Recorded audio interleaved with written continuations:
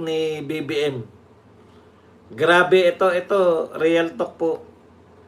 Hindi ko masikmura yung sinabi nito.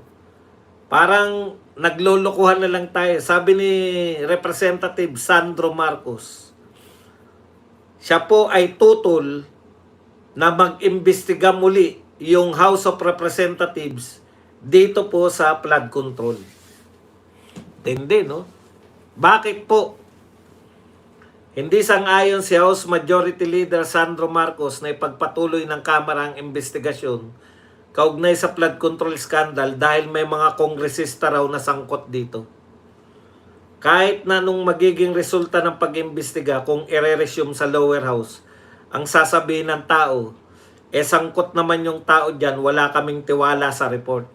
Saad ni Representative Marcos. Aniya, mas mabuting hayaan na lang ang Office of the Ombudsman at iba pang kaukulang ahensya na mag-imbestiga kaugnay nito. Alam mo, ang sama pong pakinggan na kaya hindi kayo mag-imbestiga dahil may mga kasangkot na congressman. Yun na nga yun eh. Di ba? Mas lalo nga kayong dapat mag-imbestiga dahil sinasabi nga ng mga congressman yung sangkot para malinis ninyo yung kongreso. Hindi ko po maintindihan kung bakit pag congressman ang sangkot, hindi na kayo mag-imbestiga. Yung vice president ang pinagbintangan ninyo. Alam nyo kung ano bintang nyo lang sa vice president nung una? 11 days ginastos yung 125. Alam na alam po ng lahat ng mga taga-gobyerno, lalo na po yung may mga malalaking pondo, kahit po 1 bilyon kayang gumastos sa loob ng isang araw. Ginawan ninyo ng usap yung 11 days na wala naman pong nilalabag para lang imbestigahan yung pangalawang pangulo, para makahanap kayo ng butas.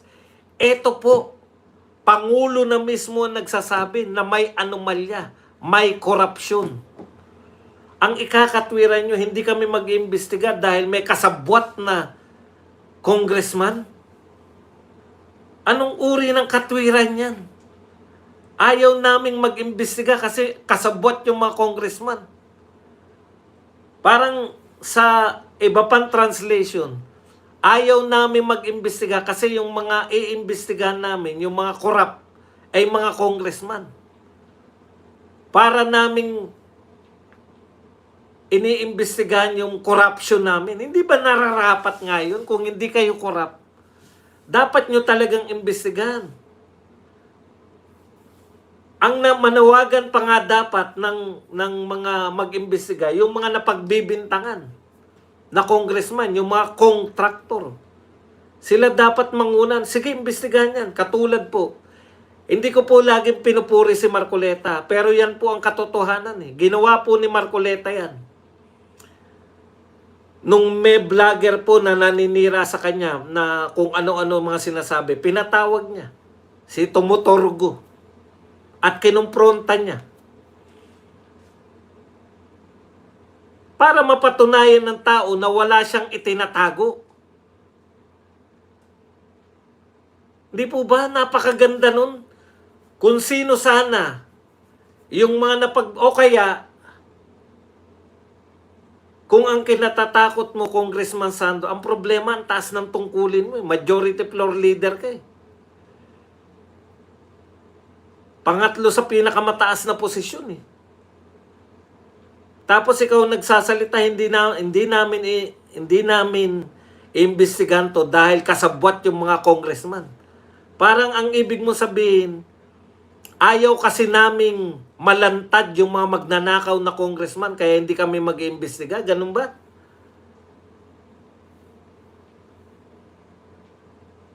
Okay.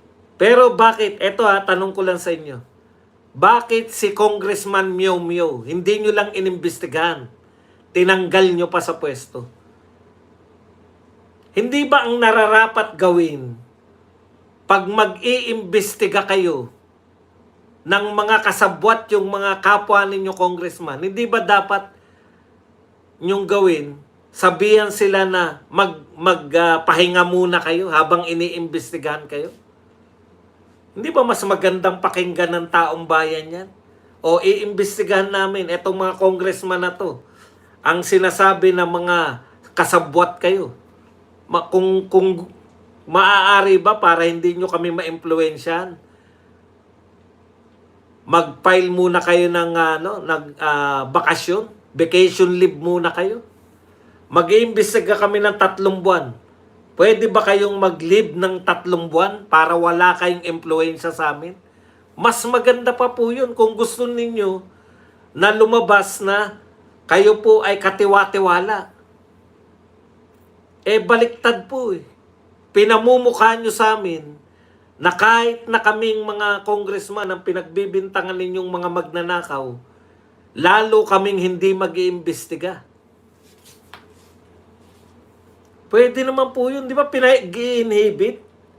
Sa isang kung kunwari ikaw ay iimbestigahan, di ba kunwari governor, pinagbintangan, di ba pinag-ano muna siya? Pinagpapahinga muna siya bilang gobernador para hindi niya ma-impluwensyahan yung anumang investigasyon na gagawin. Pagpahingahin nyo yung mga iimbestigahan na congressman.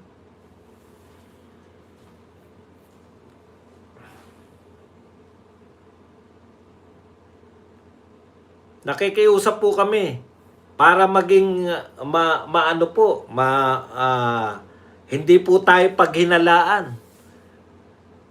3 buwan po itatakbo nito. Pwede po ba 3 buwan kayong magpahinga muna bilang congressman?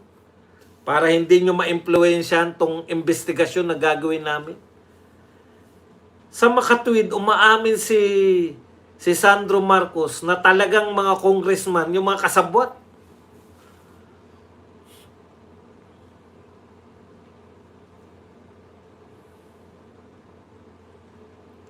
Ang hirap naman pong tanggapin na bakit po si Congressman Barsaga inimbestigahan ninyo? Hindi ba, ano po ba yung mas malalang kaso? Yung nagnakaw ka sa kaban ng bayan o binabanatan mo, nagpo-post ka sa Facebook? Ano po ang mas malalang kaso? Kung ayaw nyo naman po na imbestigahan sila, gawin nyo na lang yung ginawa kung ayaw po nila mag-resign. Halimbawa, sabihin nila, ba't ako magre-resign? Hindi naman yan na nyo na pa naman napapatunayan. Ihablan nyo rin sila katulad ng ginawa ninyo kay Barsaga. Tinanggal ninyo yung pagiging congressman dahil lang sa pagpo-post sa Facebook. Ano po ba mas malala? Magnakaw ka ng bilyon-bilyon? O mag-post ka sa Facebook? Bakit ang tapang ninyo pagdating kay Barsaga, pero pagdating sa mga congressman, hindi pwedeng imbestigahan yung mga magnanakaw, pero yung nagpo-post sa Facebook, nakakahiya para sa inyo? Pero yung kaya nyo sinuspindi si Barsaga, kasi nahihiya kayo sa ginagawa ni Barsaga. Hindi ba mas nakakahiya yung pinagbibintangan yung mga congressman na magnanakaw?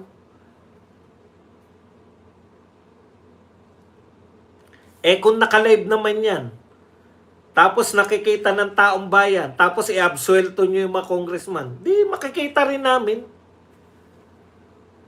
Ang pangit pong pakinggan na ayaw nyong mag-imbestiga dahil baka mapaghinalaan kayo. Mas lalo po kayong paghinalaan kung hindi kayo mag-iimbestiga.